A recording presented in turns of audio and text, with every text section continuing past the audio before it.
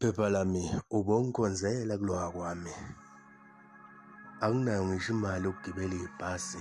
Ukube kuya ngami ngabe ngiyaligibela ibhasi ngiyoyifikela kuye mathupha.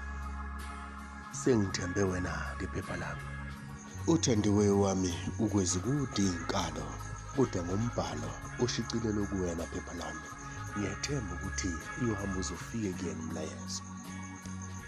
Ubongitshelela yena ukuthi ngilapha emazweni ngokwesiqu nje kuphela, kepha ngokwenhliziyo ngiseduze naye.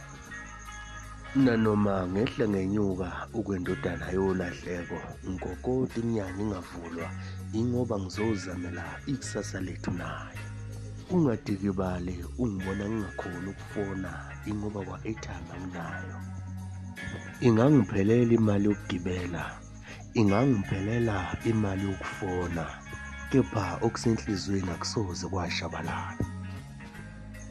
Amade-ke anginawo, bengifuna ukukuchazela ukuthi angikukhohliwe, kepha amasenti akhohlwe mina.